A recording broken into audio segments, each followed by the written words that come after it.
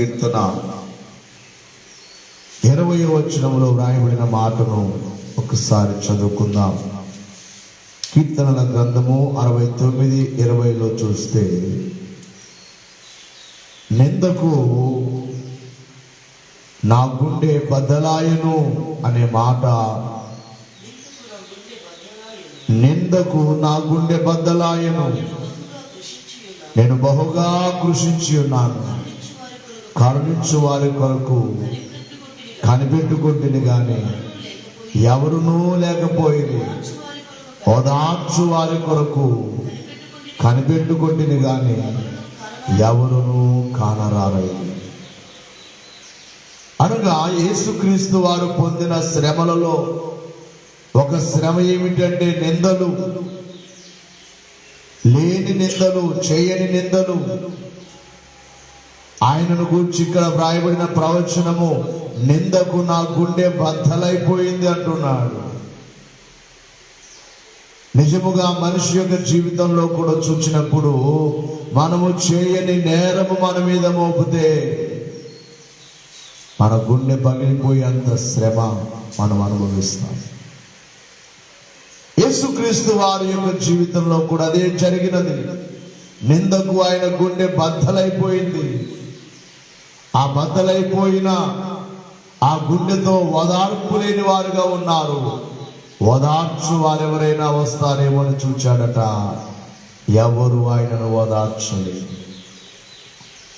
కరుణించి కరుణ చూపేవారు ఎవరైనా వస్తారేమో దగ్గరికి అని చూస్తే ఎవరునూ కానరారైంది అనే మాట చూస్తున్నాం. కాబట్టి ఎన్నో నిందలకు ఆయన గుండె బద్దలైపోయినట్లుగా ఇది ఆయనలో కలిగిన ఒక శ్రమగా మనకు కనబడుతుంది. రెండవదిగా జకరియా గ్రంథం 13వ అధ్యాయము 6వ వచనములో చూచినప్పుడు, ఆయనను ప్రేమించిన వారే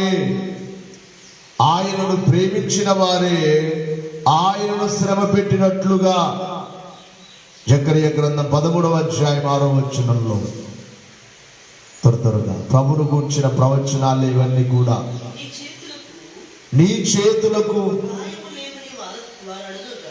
చేతులకు గాయము లేవని వారు అడగగా,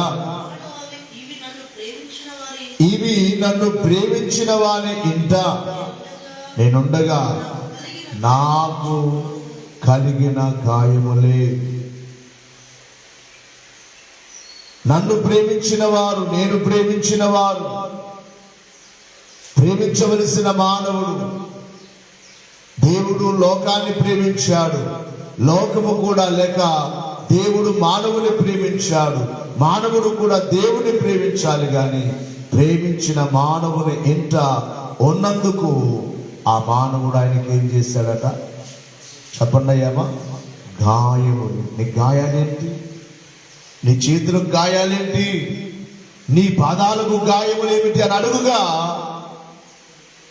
నన్ను ప్రేమించిన వారి ఇంట నేను ఉండగా, నన్ను ప్రేమించిన వారు, నాతో ఉన్నవారే, ప్రేమించినట్లుగా ఉన్న ఇస్కరియోతు యూదానే ప్రేమించినట్లుగా ఉన్నవారే, అంతవరకు ఆయన ద్వారా మేలు పొందిన వారే ఇప్పుడు ఆయన సిలువేయమని కేకలు వేస్తున్నారు.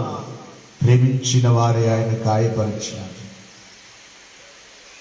ఇలా చెప్పుకుంటూ వెళితే ఆయన పొందిన శ్రమలు ఎన్నో మనకు కనబడుతున్నాయి. ఇక మూడవదిగా చివరిగా చూచినట్లయితే యెషయా గ్రంథం 53వ అధ్యాయం 6వ వచనములో, యెషయా గ్రంథం 53:6లో చూచినట్లయితే, మనమందరము గొర్రెల వలె త్రోవ తప్పిపోతిమి, మనములో ప్రతి వాడును తనకు ఇష్టమైన త్రోవకు తొలగెను.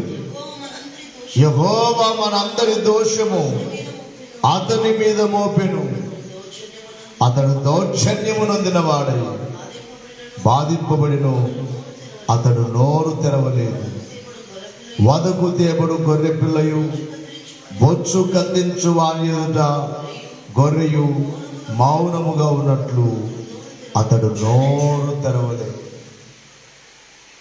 మానవుడు తప్పిపోయాడు గొర్రెల వలె.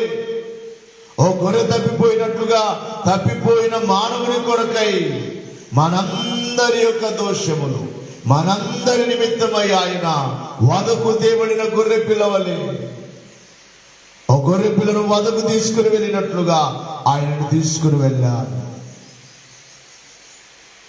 ఓ గొర్రె పిల్లకు బొచ్చు కత్తిరిస్తుంటే అది ఎలాగో మౌనముగా ఉంటుందో, ఎంత శ్రమ పెట్టినా నీ కొరకు నా కొరకు ఆయన మౌనముగా ఓర్చుకున్నారు. కాబట్టి ప్రభు పొందిన శ్రమలు, ఈ శ్రమల కాల ధ్యానములలో యేసుక్రీస్తు వారి యొక్క శ్రమలు ఎన్ని రీతులుగా ఉన్నాయో బైబిలే మనకు సాక్ష్యం చెప్తుంది.